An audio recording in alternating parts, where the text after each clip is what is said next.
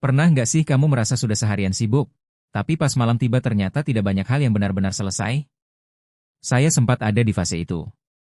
Sampai akhirnya saya penasaran, para CEO yang punya jadwal super padat, kok bisa tetap fokus, produktif, dan bikin keputusan besar setiap hari? Akhirnya saya putuskan untuk mencoba 5 teknik produktivitas yang sering mereka pakai. Saya coba semua selama 1 minggu. Dan jujur, hasilnya cukup mengejutkan. Teknik pertama, One Big Thing.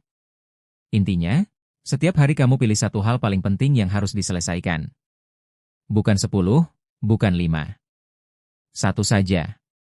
Saya akhirnya sadar, seringkali kita kalah karena terlalu banyak ingin menyelesaikan semuanya sekaligus. Saat saya menerapkan ini, hari saya jauh lebih terarah. Bahkan ketika hal kecil-kecil masih berantakan, saya tetap merasa menang karena hal terbesar hari itu selesai. Teknik kedua, time blocking. Bukan bekerja kapan mau, tapi membagi hari menjadi blok. Misalnya, 1 jam fokus kerja, 15 menit istirahat, 30 menit untuk pekerjaan ringan, dan seterusnya. Awalnya sulit, tapi setelah mencobanya beberapa hari, saya sadar, bukan soal kaku pada jadwal, tapi soal memberi batas pada diri sendiri. Dengan waktu yang diblok seperti itu, saya bekerja lebih fokus dan lebih jarang terdistraksi. Teknik ketiga yang cukup ekstrim, zero notification time. Selama beberapa jam tertentu, semua notifikasi saya matikan. Tidak ada pesan, sosial media, atau pop-up mengganggu. Yang saya rasakan, ternyata selama ini saya terlalu mudah kehilangan fokus hanya karena suara kecil dari ponsel.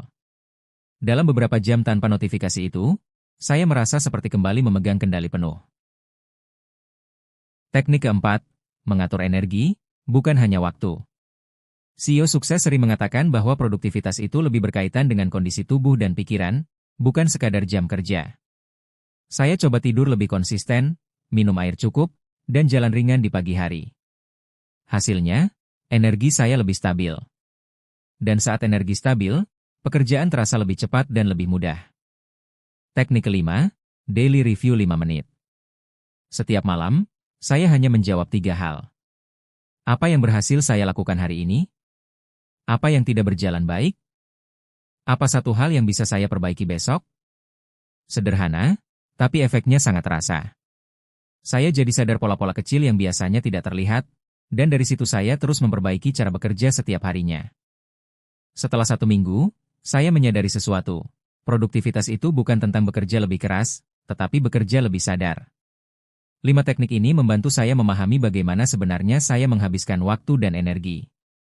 Yang paling terasa adalah rasa kontrol. Saya tidak lagi merasa hari saya berjalan begitu saja, tapi benar-benar saya yang mengaturnya.